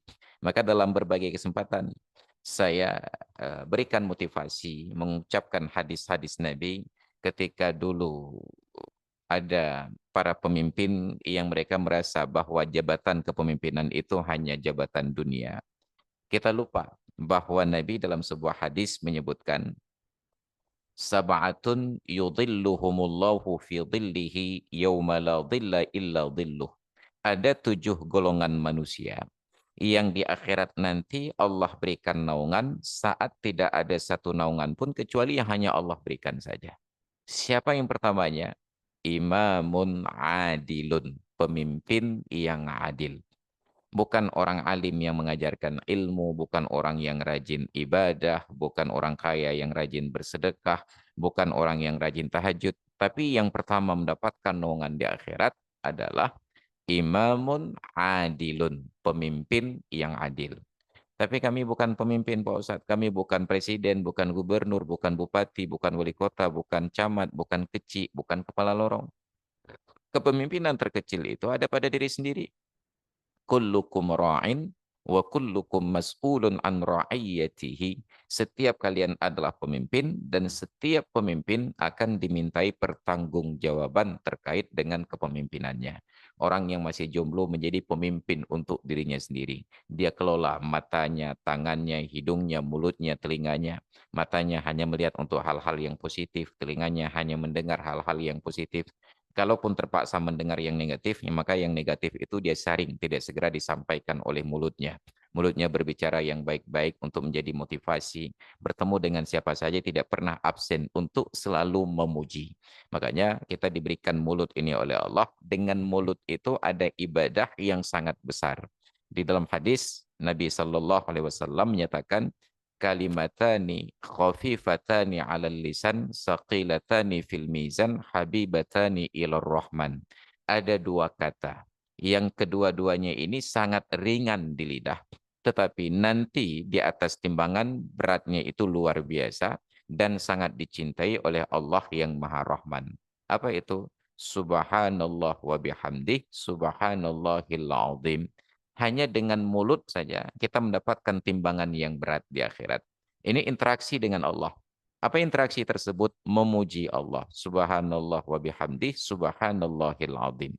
Maka demikian pula interaksi kita dengan manusia. Cobalah dalam kehidupan kita bertemu dengan siapa saja, kita mulai dengan pujian. bertemu dengan yang cewek-cewek kita puji. Cantik kali Bu ya, cantik kali Kak ya. Urindang saya kata pujonya gerihing-gerihing ya, sampai tengah bengok. Ya, hanya sekedar pujian saja. Ketemu yang cowok kita puji, ganteng kali Bang ya, ganteng kali Pak ya. Hanya sekedar pujian, kita sudah mendatangkan kebahagiaan di dalam hati orang lain. Dan apa kata Nabi? Idkhalus surur ala qalbil mu'min sadaqah. Mendatangkan kegembiraan di dalam hati orang yang beriman itu merupakan sedekah. Maka kalau sudah tidak mampu keluarkan materi bersedekah, jangan sampai tidak mampu menggerakkan lidah untuk sekedar memuji, menyenangkan hati orang lain. Maka saya teringat kawan-kawan yang punya prinsip-prinsip memuji ini. Mulai dari yang pertama yang paling berkesan bagi saya itu kawan dari Malaysia. Saya kenal beliau saat terjadi tsunami di Aceh, sering datang ke pesantren di Cetkeung mengantarkan bantuan. Beliau menjadi imam di Universitas Antarbangsa di Gombak, Malaysia. Ketika beliau pamit, beliau titip kartu nama ke saya. Nama beliau Ustadz Zunaidin. Suatu ketika di tahun 2007, saya berkunjung ke Malaysia. Saya sempatkan diri datang ke Universitas Islam Antarbangsa, ke kampusnya di Gombak. Mulai dari pintu depan, saya ketemu satpam, saya ketemu mahasiswa, sampai ketemu dengan para dosen, saya tanyakan, Ustadz Zunaidin itu ibu pejabatnya di mana? Ibu pejabat dalam bahasa Malaysia itu kantor ya. Bukan seperti di Aceh, ibu pejabat itu istri gubernur. Ya, ibu pejabat beliau ke mana? Ya, itu mulai dari satpam tidak tahu, mahasiswa tidak tahu, bahkan dosen tidak tahu. Saya mencari dosen-dosen yang kelihatan wajahnya itu sering bermain di masjid. Cik, ini Ustadz Zunaidin, ibu pejabat beliau ke mana? Dosen ini menjawab sambil tepuk kening. Bertanya, Ustaz Zainuddin siapa? Tidak ada yang kenal. Dalam posisi terakhir itulah saya teringat kartu nama yang beliau titipkan. Saya tak ambil dari dalam dompet, saya perlihatkan ke beliau. Yang ini orangnya ke mana? Baru beliau tepuk kening sambil berucap, Astagfirullah. Ini yang mulia. Ternyata beliau dipanggil di lingkungan kampus itu dengan sebutan yang mulia. Giliran saya pula yang menggugat. Cik, yang mulia di Malaysia itu kan yang di Pertuan Agung. Waktu itu Sultan Mizan dari Terengganu. Bukankah yang mulia di Malaysia itu yang di Pertuan Agung? Beliau bahas, bukan Ustaz. Yang mulia di Malaysia ini ada dua. Yang pertama yang di Pertuan Agung, yang kedua Ustadz Zunaidin ini. Barulah saya bertanya, kenapa beliau dipanggil yang mulia? Beliau ceritakan. Macam nih Pak Ustaz. Beliau ini ketemu sesiapa saja, beliau panggil yang mulia. Bertemu siapapun beliau tetap panggil yang mulia. Ketemu anak kecil, apa kabar yang mulia. Ketemu kawan sebaya, apa kabar yang mulia. Ketemu orang lebih tua, apa kabar yang mulia. Ketemu pimpinan, apa kabar yang mulia. Karena beliau selalu memanggil orang lain, menyapa dengan sebutan tersebut yang mulia. Akhirnya semua orang memanggil beliau yang mulia. Apa kabar yang mulia? Apa kabar yang mulia? Maka beliau akhirnya dikenal dengan sebutan yang mulia. Maka coba datang ke Malaysia, ke Gombak, ke Universitas Islam Terbangsa, tanyakan di mana yang mulia. Tetap akan ditunjuk ke kantor Ustaz Zunaidin. Saya berpikir, ya Allah, enak sekali menjadi orang mulia dengan cara begini. Saya pulang ke Aceh, saya coba terapkan ilmu beliau. Siapapun yang telepon saya sapa dengan sebutan Gure. Jangan terlalu meniru punya beliau ya. Saya sapa, apa kabar Gure? Apa kabar Gure? Dan ternyata tidak ada yang membalas saya. Sehari, 2 hari, sepekan, 2 pekan, sampai sebulan yang berlalu, barulah saya dapat telepon dan saya panen perdana. Andai kata saya tahu hari itu saya pertama dipanggil Gure, saya akan adakan acara pesiju. Tapi nggak ada jadwalnya. Langsung ada yang telepon, Assalamualaikum Gure, menjadi panen perdana. Maka saya mendapatkan sebuah ilmu, memastikan ilmu sebelumnya, mendapatkan bukti bahwa investasi kebaikan itu dia perlu konsistensi untuk merawat, istiqomah dalam merawat. Baru kita mendapatkan hasil. Beda dengan investasi keburukan. Dia hanya perlu seketika saja dan spontan kita akan mendapatkan balasan. Saat kita memuji orang lain, tidak serta-merta orang akan memuji kita. Perlu konsistensi untuk terus-menerus kita puji dia sampai akhirnya dia merasa jengah untuk tidak balas memuji. Tapi investasi keburukan itu spontan balasannya. Saat kita maki orang lain, tidak perlu menanti 1 bulan untuk dibalas makian. Bahkan tidak perlu menanti 1 jam, tidak perlu 1 menit. Bahkan ada orang yang belum selesai memaki sudah dibalas makiannya. Makanya investasi keburukan itu balasannya sangat cepat. Jadi kalau di dunia ini bapak-bapak dan ibu-ibu yang bekerja ingin cepat kaya, jadi pegawai itu lama jadi orang kaya. Kalau mau cepat kaya, jualan narkoba, insya Allah cepat kaya. Investasinya itu spontan pengembaliannya. Makanya rata-rata agen narkoba itu belum berselang 1 bulan sudah kaya raya. Ini menjadi masalah bagi kita. Orang yang baik investasinya perlu istiqamah, perlu ketekunan, terus-menerus. Orang yang disiplin itu nggak bisa disiplin hanya sebulan saja dan dapat apresiasi. Dia perlu disiplin itu secara konsisten, berjalan berturut-turut. Ini kehormatan. Yang kedua, oke lah, itu kepemimpinan tadi. Pemimpin yang adil diberikan fadilah oleh Allah Ta'ala. Tapi saya bukan pemimpin, Pak Ustadz. Saya ini hanya seorang pedagang. Saya hanya transaksi jual beli. Dipuji oleh Nabi. At-tajirus saduqul aminu ma'an nabiyyina wa siddiqina wa syuhada. Seorang pedagang yang jujur, yang amanah, nanti di akhirat dia akan bergabung dalam barisan para nabi, para siddiqin, dan para syuhada. Maka pedagang tidak diapresiasi mereka itu karena rajin sholat sunat. Nabi tidak puji seorang pedagang yang rajin sholat duha, seorang pedagang yang rajin sholat tahajud. Bukan. Yang diapresiasi pada prosesi perdagangan adalah para profesi perdagangan, dia itu seorang yang jujur dan seorang yang amanah. Itu kelebihannya. Maka sampaikan kepada kawan-kawan yang kita kenal, kamu profesinya apa? Pedagang. Oke, kalau dagang, daganglah dengan jujur. Begitu besoknya kita datang ke tempat usahanya jam 9 pagi, tokonya terbuka tapi orangnya nggak ada. Kita tanya, kemana kawan saya ini? Sedang di masjid Pak Ustadz, sedang di musola Pak Ustadz. Ngapain? Mungkin sholat sunat. Begitu dia kembali, kita tanya, dari mana? Tadi saya sholat sunat duha sebentar di masjid. Kita harus ingatkan dia bahwa dalam profesimu sebagai seorang pedagang yang dipuji oleh Allah dan Rasulnya bukan sholat sunatmu, tetapi kejujuranmu dalam berdagang. Bahwa kamu mau sholat sunat, jaga saja tetap dalam keadaan berwudu, kamu bisa sholat di tempat kamu berusaha, bukan di masjid. Bayangkan kecewanya pelanggan yang sudah terbiasa berbelanja ke tempatmu, tapi saat mereka datang tidak mendapati engkau ada di sini. Mungkin kita bisa menggugat. Kenapa tidak menunggu? Tidak semua orang punya waktu yang lapang untuk menunggu. Ada kondisi darurat, dia perlu seketika untuk berangkat. Dan dia tidak nyaman berbelanja dengan orang lain. Kalau dia bisa belanja di tempat lain, ngapain dia repot-repot datang kemari? Dia datang kemari karena ada ikatan batin. Tapi dia kecewa ketika dia datang, engkau sedang sholat sunat. Tapi bila dia melihat engkau sholat sunat di tempat ini, dia sabar menunggu. Tapi ketika engkau sholat sunat di tempat yang lain, di masjid, di musola, di surau, dia menjadi agak ragu-ragu. Apakah setelah sholat langsung pulang? Apakah setelah sholat duduk istirahat? Apakah setelah sholat waktu pulang ketemu kawan-kawan diajak komunikasi? Dia akan bingung. Tapi kalau engkau sholat sunat di tempat ini, dia datang, dia melihat engkau sholat sunat, dia sabar menanti. Dia tahu kapan selesai. Ini konsep sederhana. Kita sering mengapresiasi bahwa pemimpin yang baik itu pemimpin yang rajin sholat tahajud, yang rajin sholat sunat. Tidak. Maka Sayyidina Umar bin Khattab radhiyallahu anhu ketika beliau menjabat sebagai khalifah, beliau tidak pernah menghadiri sholat tarawih baik sebagai imam, baik sebagai makmum, apalagi sebagai imam. Kenapa? Karena beliau sadar bahwa dalam jabatan beliau sebagai pemimpin, sholat sunat itu bukan ibadah. Ibadah beliau adalah memikirkan nasib umat. Maka silakan cari referensi sejarah. Coba lihat berapa kali Sayyidina Umar pernah sholat tarawih. Tidak pernah. Beliau justru tugaskan orang lain untuk menjadi imam. Padahal beliau yang paling berhak. Jangankan sholat tarawih yang durasi waktunya panjang 1 jam, 2 jam atau lebih, bahkan sekedar kumandangkan azan. Yang beliau sendiri katakan, laulal khilafatu la azintu. Kalaulah bukan disibukkan karena jabatan khalifah, saya memilih untuk kumandang azan saja. Kenapa? Karena mengumandangkan azan itu lebih besar fadilah daripada menjadi imam sholat. Atwalun nasi unuqan yaumal qiyamati al-muazzinun. Orang yang paling panjang lehernya di akhirat nanti adalah para muazzin. Tapi walaupun beliau sangat sadar fadilahnya tinggi, karena tahu beliau sebagai khalifah, beliau tidak kumandangkan azan. Kenapa? Karena beliau tahu untuk azan banyak orang yang dapat lakukan. Tapi untuk memikirkan nasib rakyat, hanya beliau sebagai khalifah. Ini kepemimpinan. Maka jangan bangga melihat ada luar biasa di kampung kami, Pak Ustaz. Kenapa? Pak kecilnya selalu menjadi imam, Pak kecilnya selalu jadi muazzin. Sedangkan rakyat yang miskin tidak dipedulikan, orang sakit tidak dihiraukan, orang-orang yang butuh pelayanan, beliau tidak ada di kantor kecil. Ini bukan ibadah. Maka kalau ingin sholat sunat, tinggalkan jabatan kecil, silakan sholat sunat saja. Makanya ada banyak orang yang salah paham tentang kepemimpinan. Seolah-olah pemimpin itu, kesolehan pemimpin ditandai dengan sering menghadiri sholat sunat, sering menghadiri zikir-zikir. Bukan. Kepemimpinan itu dihargai karena beliau melakukan pekerjaan terbaik sebagai pemimpin. Apa buktinya? Rakyatnya merasa terlindungi, merasa terlayani. Itu baru kepemimpinan.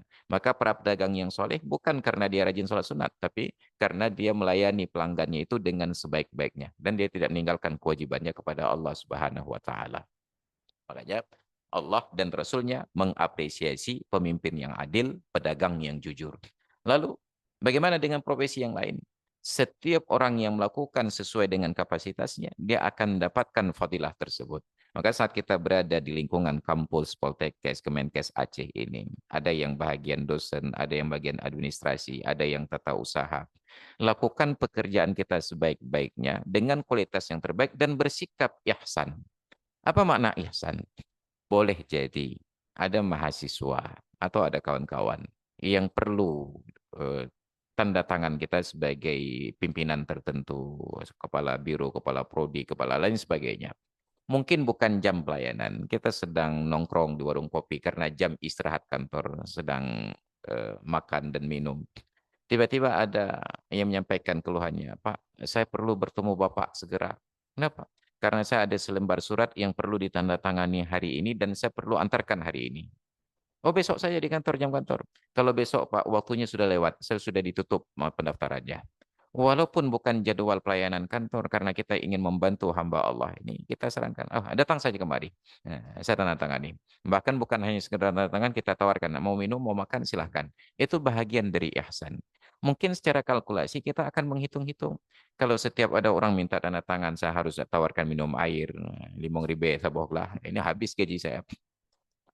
Kita harus punya sebuah keyakinan yang ditanamkan oleh Rasulullah, ma naqasat sadaqatun min malin. Tidak pernah ada harta yang berkurang disebabkan karena pemiliknya bersedekah. Tidak pernah ada kasus. Silahkan cari kasus orang yang bersedekah jatuh miskin. Tidak. Tetap dia akan mendapatkan kehormatan. Tapi kita bukan berbicara tentang sedekah minumannya ini. Kita berbicara tentang bagaimana dia melayani orang-orang yang patut dia layani walaupun bukan pada jam pelayanan. Kenapa? Karena dia merasa patut untuk dibantu. Tetapi orang yang dilayani juga harus paham, bila kondisi tidak darurat, janganlah mengganggu petugas bukan pada jam pelayanan. Makanya di negeri kita, kenapa kehidupan menjadi tidak berjalan baik? Karena banyak orang-orang yang mempekerjakan orang lain bukan pada jadwal pekerjaannya lagi. Jam pekerjaan pegawai itu kan dari jam 8 pagi sampai jam 5 sore. Tapi betapa sering ada pegawai yang oleh masyarakat dituntut untuk terus bekerja setelah jam kerjanya. Kita lihat kepala-kepala daerah, bupati, wali kota, gubernur, diundang oleh masyarakat datang ke kampung untuk menghadiri peringatan Maulid. Dalam jabatan sebagai gubernur. Padahal jabatan beliau sebagai gubernur selesai pada jam 5 sore. Jam 5 sore itu ada tanggung jawab beliau terhadap istri, terhadap anak-anaknya, terhadap lingkungan sekitarnya. Makanya di dunia barat, di Eropa, pegawai itu sangat dibatasi dengan jam kerja. Kalau jam 5 sudah selesai pekerjaannya, maka semua telepon yang terkait pekerjaan kantor itu tidak lagi dilayani. Besok jam 8 baru mulai lagi. Ini jadwal untuk keluarga. Dan itu warisan dari ajaran Islam. Maka di masa Sayyidina Umar dulu, beliau pernah melantik seorang gubernur di negeri Homs, di Suriah sekarang, di provinsi Homs. Namanya Sa'id bin Amir al-Jumahi. Beliau itu setelah ditugaskan setahun menjadi gubernur, oleh Sayyidina Umar sebagai khalifahnya, beliau diaudit. Beliau datang disidak secara rahasia. Ditanya kepada warganya, apa keluhan kalian terhadap gubernur kalian ini? Ternyata salah satu keluhan warganya adalah, gubernur kami ini tidak pernah bersedia melayani kami saat matahari sudah terbenam. Maka ketika dikonfrontasi antara gubernur dengan rakyatnya, ditanya oleh Sayyidina Umar, kenapa engkau tidak layani rakyat setelah matahari terbenam? Apa jawaban beliau? Wahai Amirul Mukminin, saya sudah jadikan waktu saya sepanjang siang untuk melayani rakyat, maka saya ingin waktu saya sepanjang malam untuk melayani Allah dan keluarga saya. Maka beliau sangat profesional dalam bidang pekerjaannya. Maka kalau kita ingin negeri ini berjalan baik, pemerintahan ini berjalan baik, institusi ini berjalan baik, jangan kita sibukkan pimpinan pada jam di luar jam pelayanan. Jangan kita sibukkan para pegawai bukan pada jam-jam pelayanan. Biarlah mereka fokus dengan keluarga pada jam keluarga, mereka fokus di kantor pada jam kantor. Tapi karena tidak kita pegang komitmen ini, di jam kantor kita layani telepon keluarga. Istri mau ke kantor, kita harus pulang ke rumah dulu, izin dari kantor. Kenapa? Karena pada jam mengantarkan istri dari kantor juga ditelepon, tolong datang sebentar ke kantor. Ini komitmen di dalam Islam. Maka rutinitas itu bisa menjadi sebuah ibadah. Karena dalam Islam, inna salati wa nusuki wa mahyaya wa mamati lillahi rabbil alamin. Sesungguhnya salatku, ibadahku, hidupku, dan matiku untuk Allah Subhanahu wa Ta'ala. Maka rutinitas yang kita laksanakan itu akan menjadi ibadah. Pertanyaannya, apakah berpahala? Berpahala atau tidak? Jangankan masuk kantor, bahkan salat belum tentu berpahala apabila niatnya tidak ikhlas karena Allah Ta'ala. Makanya saat kita datang ke kantor, bahkan bekerja di rumah untuk kantor, kita pasang niat yang baik. Ya Allah, Engkau telah tempatkan aku bertugas di profesi ini, maka sekarang saya mendapatkan gaji, upah, rezeki dari sumber ini, saya akan lakukan pekerjaan ini supaya rizki yang aku terima menjadi halal. Orang yang bekerja mendapatkan rizki yang halal, semakin berat pekerjaannya, semakin tinggi fadilahnya, semakin besar risikonya, semakin besar ampunan dosanya. Maka kata Nabi, ada di antara dosa-dosa kita ini yang tidak diampuni oleh Allah Ta'ala kecuali karena beratnya beban kerja yang kita tanggung. Maka bayangkan ada tentara yang mempertaruhkan nyawa di hutan-hutan sana untuk keamanan negara, untuk ketertiban negara, pertahanan negara. Ada polisi-polisi yang harus menghadapi demo masyarakat, mahasiswa, yang mereka kadang-kadang berdarah-darah dilempari batu. Itu di luar dari gaji yang mereka terima. Ada di antara masyarakat ini yang harus panjat kelapa, jatuh sampai terkilir patah keseleo. Ada di antara saudara kita yang profesinya sebagai transportasi RBT, ojek, yang mereka banting tulang, kadang-kadang kecelakaan, patah patah. Tidak terkecuali kita yang barangkali bekerja di profesi keilmuan, mengajarkan ilmu kepada mahasiswa. Yang mahasiswa hanya melihat kita tampil gagah saja di ruang kelas untuk menyampaikan ilmu. Mereka lupa kerja keras kita di waktu malam untuk bolak-balik halaman-halaman buku, untuk mengambil saripati kita sampaikan kepada mereka. Kita tunda jadwal tidur di waktu malam, hangatnya selimut, lempuknya bantal, enaknya dipeluk oleh istri, oleh anak-anak, hanya untuk mempersiapkan materi bahan ajar untuk mereka supaya mereka menjadi mahasiswa yang berkualitas. Maka ada di antara pekerjaan kita tersebut yang menyebabkan salah satu di antara dosa yang sulit diampuni mendapatkan ampunan dari Allah Subhanahu wa Ta'ala. Maka rutinitas ini berbuah menjadi ibadah apabila kita persepsikan dengan benar. Maka niatnya itu harus diniatkan untuk ibadah. Lalu bagaimana dengan surga? Ada sebuah kajian yang disampaikan oleh Profesor Dr. Quraish Shihab, kajian tafsir live di televisi, yang dikutip sebahagiannya lalu diplesetkan oleh warga, yang intinya menyatakan bahwa menurut Dr. Quraish Shihab, Rasulullah tidak masuk surga. Padahal itu berangkat dari sebuah pertanyaan, bagaimana untuk mendapatkan surga? Sahabat datang bertemu Nabi, ya Rasulullah, apakah saya akan masuk surga dengan amalan-amalan yang saya lakukan ini? Karena dia rajin sholat sunat, dia kerjakan ibadah fardu, dia bersedekah. Nabi menjawab, jangankan kamu, bahkan saya pun tidak akan masuk surga dengan amalan saya. Dipenggal kalimat ini. Dibuatlah statusnya bahwa menurut Quraish Shihab, Nabi tidak masuk surga. Padahal Nabi menyatakan, bahkan saya pun tidak akan masuk surga dengan amal saya. Bukan berarti Nabi tidak masuk surga. Nabi tidak masuk surga dengan amalnya. Lalu dengan apa? Illa ar-rahimani rabbi. Kecuali karena Allah menyayangi saya, maka saya digaransi oleh Allah masuk surga. Maka masuk surga ini bukan karena amalan.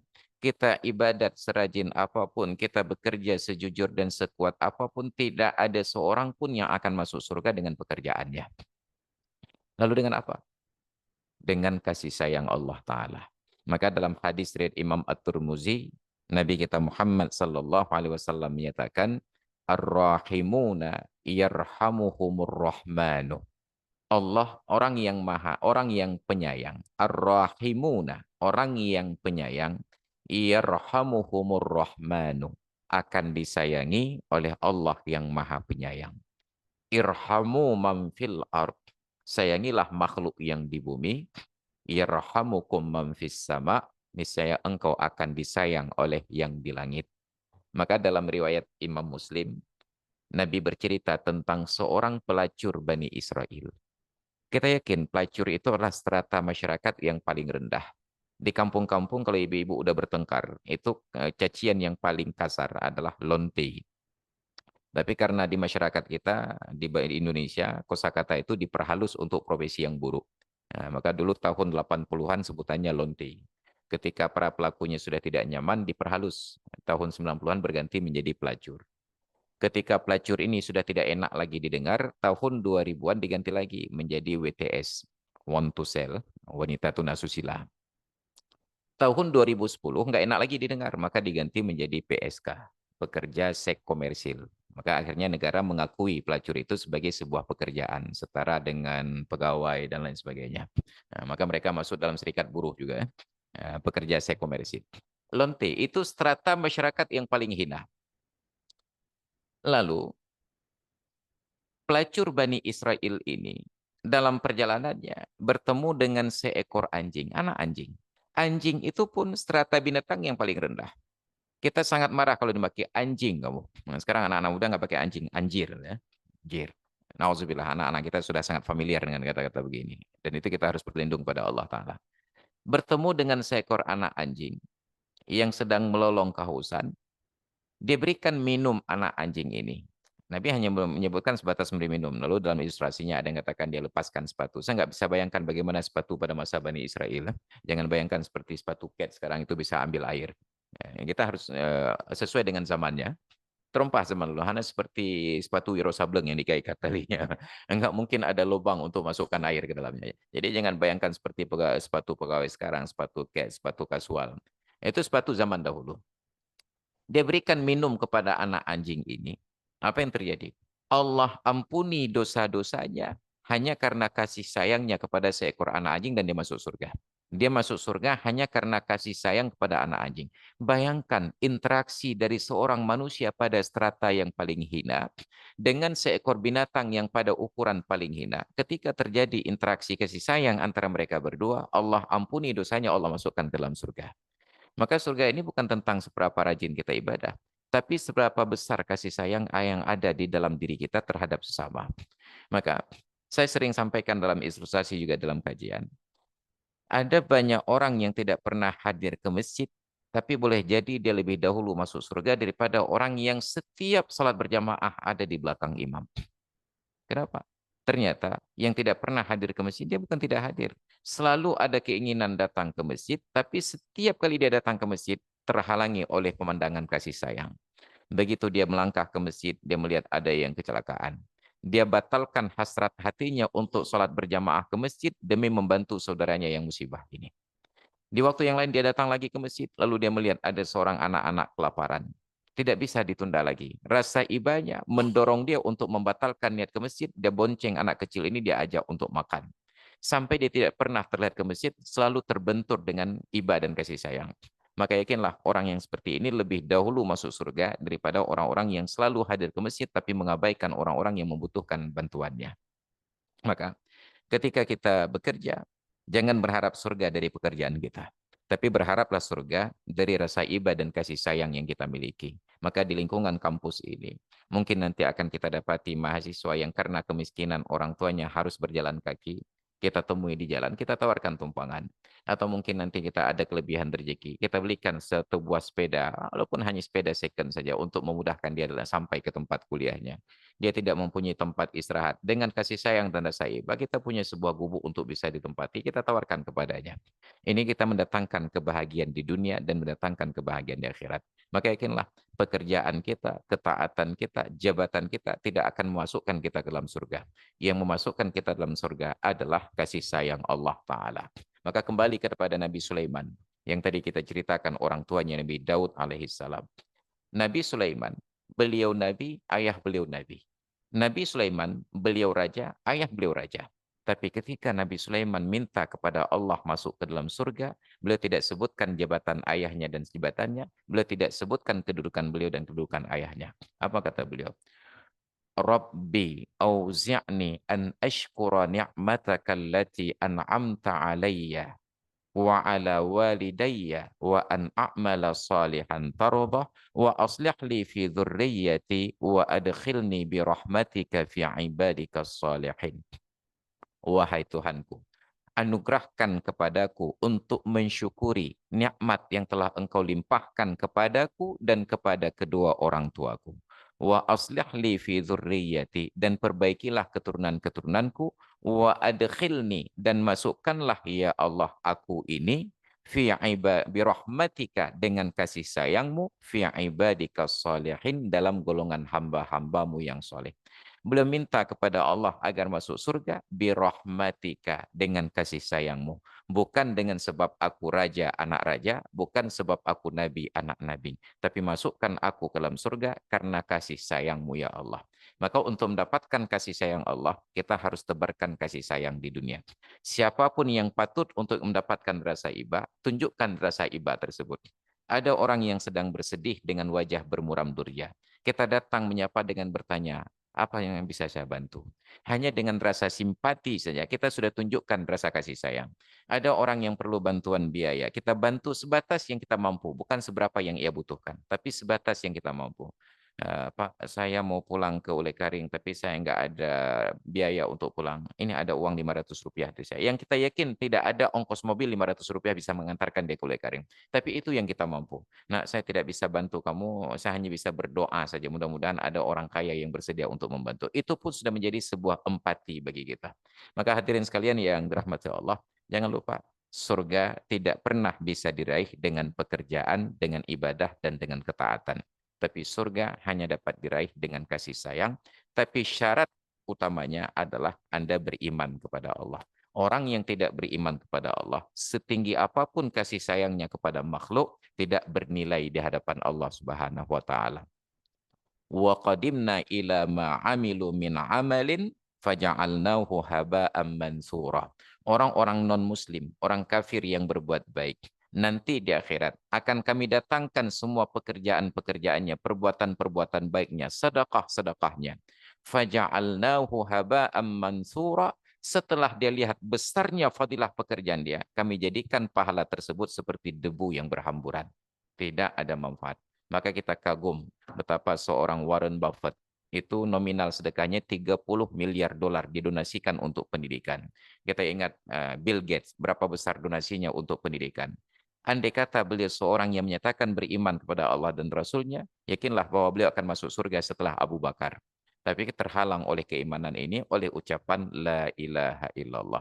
Maka kita orang-orang yang beriman.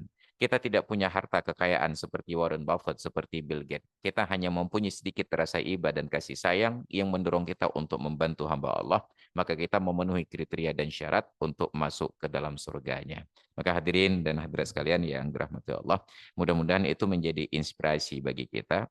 Kita bersyukur bahwa dalam padatnya penduduk bumi dari 5 juta warga yang menghuni negeri Aceh ini, kita termasuk salah seorang yang diterima menjadi keluarga dan keluarga besar di Poltekkes Kemenkes Aceh, berhak memakai baju seragam sesuai dengan kapasitas masing-masing, datang kemari absen di waktu pagi dan pulang di waktu sore, pekerjaan yang didamba-dambakan, diidam-idamkan oleh banyak sekali pengangguran di luar sana untuk mendapatkan kehormatan ini. Maka syukuri, orang yang bersyukur Allah akan tambahkan nikmatnya. Yang kedua, ketika sudah mendapatkan pekerjaan, lakukan pekerjaan itu terbaik dalam batas kemampuan yang kita miliki, bukan dalam batas upah, honor, dan gaji yang kita terima. Yakinlah bila yang kita terima sekarang tidak memadai dengan apa yang kita berikan, Allah akan antarkan kepada kita orang-orang yang bersedia untuk menggaji kita yang layak, bahkan lebih dari apa yang sepatutnya kita terima. Tapi konsistensi, sikap istiqomah untuk terus memberikan yang terbaik, jangan kita kurangi hanya karena kita merasa tidak diberikan penghargaan yang pantas dan layak. Yang ketiga, untuk menciptakan lingkungan kampus ini menjadi kampus yang nyaman untuk kita datang setiap hari, ciptakanlah kondisi dengan saling memuji. Siapapun asal ketemu kita saling memuji, sehari, 2 hari, 3 hari, berturut-turut selama 3 hari kita saling memuji, yakinlah hari keempat kita tidak datang ke kantor, rasa haus untuk mendapatkan pujian tersebut akan menyebabkan kita tidak nyaman untuk berada di rumah. Maka ciptakan lingkungan yang indah, yang nyaman dengan saling memuji. Jangan saling iri, jangan saling dengki, jangan saling hasad. Saling pujilah. Walaupun pujian itu kosong, walaupun pujian itu terpaksa, tetaplah berusaha untuk memuji, karena Allah ajarkan kita melalui Al-Quran 114 surat hampir semuanya diawali dengan pujian. Alhamdulillah, sabbahalillah, yusabbihulillah. Tapi ingat, walaupun harus selalu memuji, ada kalanya kita harus memaki apabila pujian sudah tidak memperbaiki. Maka Allah sediakan pada juz 30 ada 3 surat yang diawali dengan caci maki. Wailul lil mutaffifin, celakalah orang yang curang. Wailul likulli humazatil lumazah, celakalah setiap pembisik dan pencela. Tabbat yada Abi Lahab, celakalah dua tangan Abu Lahab. Berikutnya, ketika kita sudah berada di lingkungan seperti ini, berinteraksi dengan banyak orang, maka jadikan pekerjaan kita ini sebagai ladang ibadah. Kurangnya sholat sunat kita di waktu malam, nggak sempat bertahajud. Kurangnya sholat sunat kita di waktu pagi, nggak sempat sholat duha. Dikonversi dengan memberikan pelayanan yang terbaik pada bidang yang kita tangani. Maka insya Allah sholat-sholat sunat kita tersebut akan tertebus dengan kebaikan-kebaikan seperti ini. Sebagaimana janji Nabi dalam sebuah hadis yang panjang pada bagian akhir, beliau menyatakan, la an amshiya ma'a akhin li fi hajatin lahu sa'atan min lailin aw naharin qadaha aw lam yaqdiha kana ahabbu ilayya min i'tikafi syahrin fi masjidi hadha. Sungguh aku berjalan sesaat menemani seorang kawan untuk sebuah kepentingan. Di waktu siang ataupun malam, selesai ataupun tidak, lebih aku cintai daripada duduk beriktikaf di masjidku ini selama sebulan. Bayangkan berjalan mendampingi seseorang untuk menyelesaikan kepentingannya, lebih dicintai oleh Nabi daripada iktikaf sebulan. Maka begitu ada seorang warga datang kemari dalam keadaan linglung dan bingung apa yang harus dia lakukan, dekati dia dan tanyakan, Pak, perlu siapa? Mau lakukan apa? Oh, saya mau bayar SPP anak saya ini, saya nggak tahu kemana. Senggangkan waktu sebentar, oh yuk saya temani Bapak. Yakinlah menemani beliau sampai selesai hajatnya ataupun tidak selesai. Kita antarkan saja Pak ke loket itu, nanti ketemu saja dengan Ibu Fulan. Kita sudah dapatkan fadilah yang lebih baik daripada i'tikaf sebulan di Masjid Nabi. Maka usahakan untuk melakukan hal-hal yang baik sesederhana ini. Jangan kita merasa angkuh dengan jabatan yang kita miliki. Jadikan seragam itu modal untuk kita bersilaturahmi, berinvestasi untuk urusan akhirat. Maka yakinlah orang yang memudahkan pekerjaan orang lain akan dimudahkan pula pekerjaannya oleh Allah Subhanahu wa taala. Maka mudah-mudahan semua kita akan dikumpulkan oleh Allah di akhirat nanti di dalam surganya, dan mudah-mudahan tanpa hisab dan tanpa harus transit di dalam neraka. Amin rabbal alamin. Demikian sekedar yang dapat saya sampaikan dan berbagi di kesempatan ini. Mudah-mudahan menjadi motivasi untuk diri sendiri dan kita semuanya. Terima kasih. Saya kembalikan kepada MC. Mak Comblang. Terima kasih. Assalamualaikum warahmatullahi wabarakatuh. Waalaikumsalam warahmatullahi wabarakatuh. Alhamdulillah banyak sekali yang kita dapatkan ilmu pada kesempatan hari ini. Selanjutnya, meskipun demikian, kami yakin masih akan ada beberapa pertanyaan untuk kita teruskan kepada Pak Ustadz. Bagi yang ingin bertanya, boleh raise hand, boleh angkat tangan dulu, langsung saja.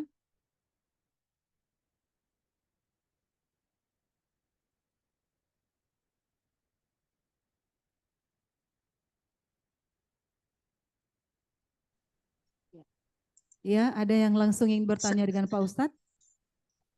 Ya, saya Bu Yani. Baik, Bu Salmiani dari Kebidanan, silakan. Ya, terima kasih Bu. Assalamualaikum warahmatullahi wabarakatuh. Waalaikumsalam. Warahmatullahi wabarakatuh. Yang saya hormati Pak Direktur, Ustadz Asrul Medi, dan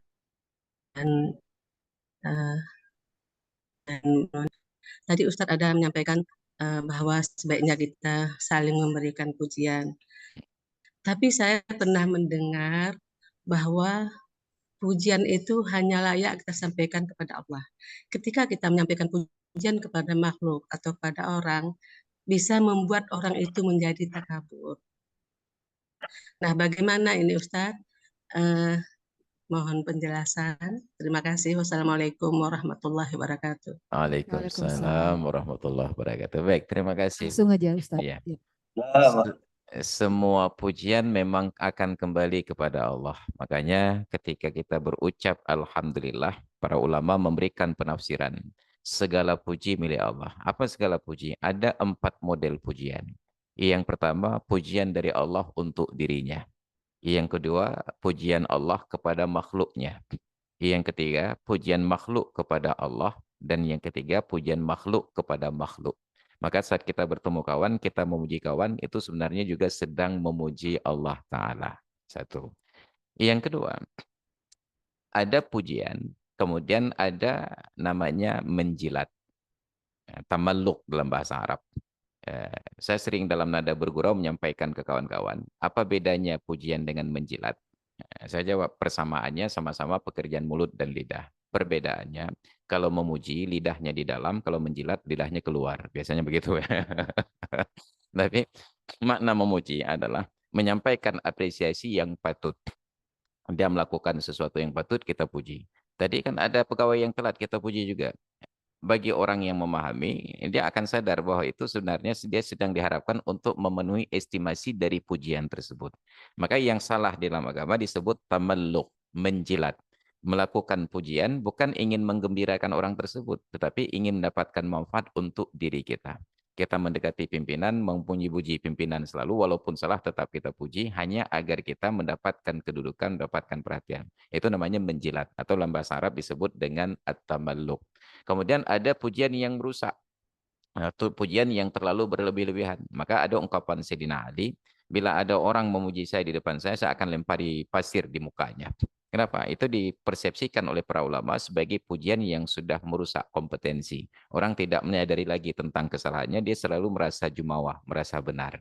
Makanya pujian itu dibatasi, sebatas yang memang patut untuk dipuji, untuk menyenangkan hati orang lain dalam bab idkhalus surur ala qalbil mu'min. Demikian Bu, terima kasih. Ya, Terima kasih semoga Ustaz. ya, terima kasih Bu Salmiani. Selanjutnya Bapak dan Ibu sekalian masih ada, langsung saja raise hand.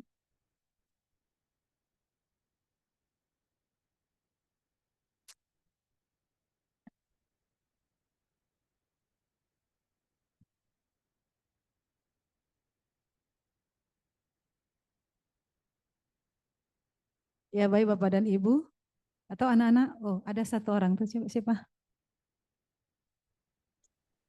Ya, Bu Nur Leli Ramli ya. Silakan Bu Leli. Baik, terima kasih. Assalamualaikum warahmatullahi wabarakatuh. Waalaikumsalam. Yang saya hormati Bapak Direktur, Ustadz, Bu Yani, Bu Noni, dan seluruh Bapak Ibu serta mahasiswa yang ada di room Zoom. Izin Ustadz, saya mau bertanya masih terkait dengan pujian. Nah, seperti apakah pandangan Ustadz bila pujian itu diberikan oleh seorang yang bukan muhrim, laki-laki, terhadap teman kerjanya perempuan, dan ini pujiannya terkait dengan kondisi tubuh misalnya seperti itu, atau apa ya, biasa kan kadang-kadang kita suka bergurau Ustaz. Nah, namun yang menerima pujian itu merasa kok gini ya, seorang laki-laki memuji saya dari segi penampilan, dari segi sudah gemuk, masih kurus, atau seperti gitulah Ustadz. Nah, bagaimana pandangannya Ustadz terkait dengan pujian yang diberikan? Karena terkadang pujian itu bukannya menyenangkan dari yang menerima pujian Ustadz. Terima kasih Ustadz. Baik, terima Assalamualaikum. kasih. Waalaikumsalam warahmatullahi wabarakatuh. Sekarang ini kan populer kata lex spesialis, juga ada lex generalis. Ada yang umum, ada yang khusus, spesifik. Jadi pujian-pujian yang kita maksud itu yang bersifat umum, yang semua orang sepakat itu nilai kebaikan yang harus diapresiasi. Tetapi yang spesifik itu menjadi hal-hal yang berbahaya apabila salah tempat. Ada orang yang menurut saya rasanya yang seperti ini bagus, tapi ternyata menurut orang tersebut tidak bagus. Jadi untuk hal-hal yang spesifik begini itu tidak boleh disampaikan di ruang publik untuk orang secara umum, kecuali kepada orang yang sangat kita kenal. Misalnya saya dengan Pak Dir sering bergurau, ketika saya bergurau dalam kapasitas pribadi, itu hal-hal yang spesifik silakan. Maka saya sering bergurau dengan kawan-kawan yang akrab, yang sudah familiar dengan saya. Kalau bahasa kita di Aceh, menyebutkan seseorang Wahabi itu kan dianggap negatif. Tapi kawan-kawan yang akrab dengan saya, begitu saya sapa Wahabi, dia paham bahwa itu hanya sebatas gurauan. Maka bentuk-bentuk gurauan ini hanya bisa dilakukan kepada orang yang sudah spesialis, yang akrab. Sedangkan yang generik, yang generalis, itu nggak bisa disampaikan karena akan menimbulkan kesalahpahaman. Boleh jadi salah paham negatif, boleh jadi salah paham positif. Nah, kalau dipuji tadi tentang bentuk fisik, dipuji. Bagi orang yang memahami negatif, mungkin secara pribadi bagi dia posisi itu dianggap sebagai ini ironi, sifatnya menghina. Nanti ada orang yang memahami positif, oh dia suka kepada saya. Itu sudah menimbulkan hal-hal yang lain lagi. Makanya yang pujian-pujian ini harus bersifat generik, harus sesuatu yang generalis, bukan spesialis ya.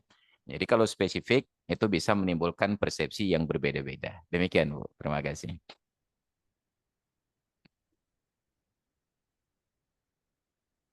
Baik, terima kasih Pak Ustadz. Masih ada Bapak dan Ibu? Atau adik-adik kami? Mahasiswa atau alumni barangkali?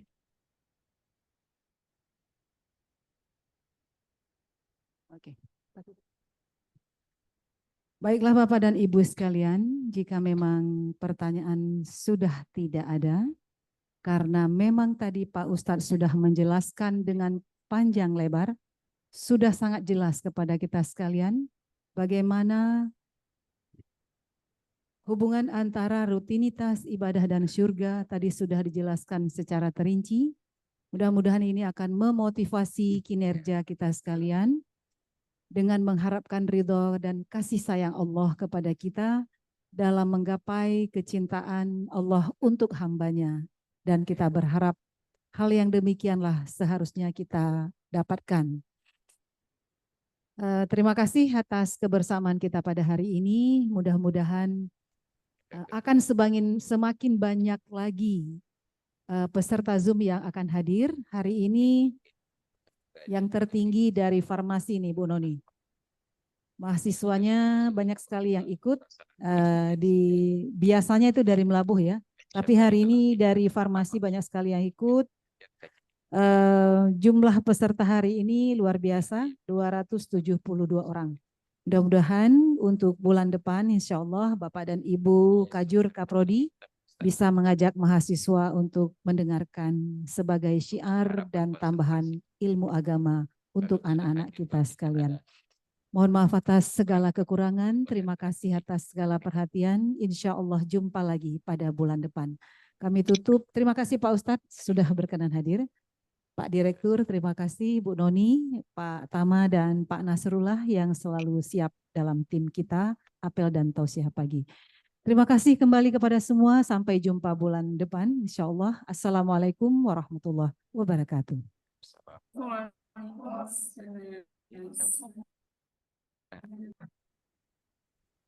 Waalaikumsalam warahmatullahi wabarakatuh.